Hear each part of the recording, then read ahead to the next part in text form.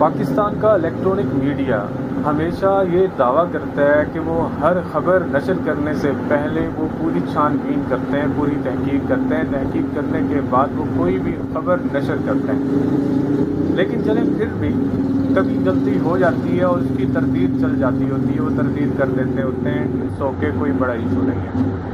لیکن پاکستان کا جو میڈیا، الیکٹرانک میڈیا ہے، اس میں خود کو نمبر 1 کلیم کرنے والا جیو، جو اکثر ان کی خبریں چل جاتی ہوتی ہیں بغیر کسی تحقیق کے، وہ ہر کسی کو بلا کے ان کی عزتیں اچھالتے ہیں، ہر فن مولا خود کو سمجھتے ہیں، اور اس کی ٹیم اپنے پروگرام میں کسی کو بھی بلا کے اس کی عزت تار کر دیتی ہے، اس پہ انگلیاں اٹھا دیتی ہے۔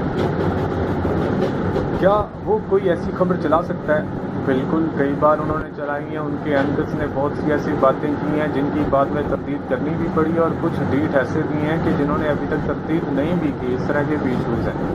لیکن ابھی احمدی نان مسلمز جو نبوت کا جھوٹا کرنے والے کو اپنا نبی سمجھتے ہیں، اور 1973 کے آئین میں ان کو واضح غیر مسلم قرار دیا گیا ہے، اور ان کے متعلق جو ہیں شکیں ہیں وہ واضح ہیں 1973 میں۔ ابھی رمضان افطار ٹرانسمیشن کو احمدیوں کی ایک تنظیم احمدیہ مسلم ایسوسی ایشن نے اسپانسر کیا۔ کیا جیو نے اس کی تحقیق کی؟ کیا جیو کو پتہ نہیں تھا کہ یہ جو رمضان افطار ٹرانسمیشن کو جو تنظیم اسپانسر کر رہی ہے، کیا یہ مسلم ہے؟ اور اگر لوگوں کو پتہ چل گیا تو کیا ری ایکشن ہوگا؟ ابھی لوگوں کو پتہ چلا ہے تو ری ایکشن سامنے آ رہا ہے، اور انہوں نے نیچے وہ لائنز چلا دی ہیں اور وہ واضح کر رہے ہیں۔ کیا یہ کافی ہے؟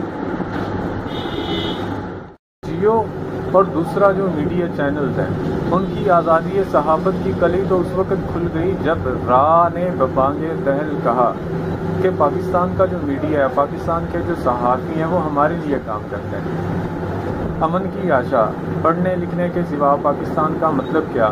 اور حامد میر صاحب ڈائریکٹ ہماری ISI پہ اٹیک کر دیتے ہیں، ان پہ الزام لگا دیتے ہیں۔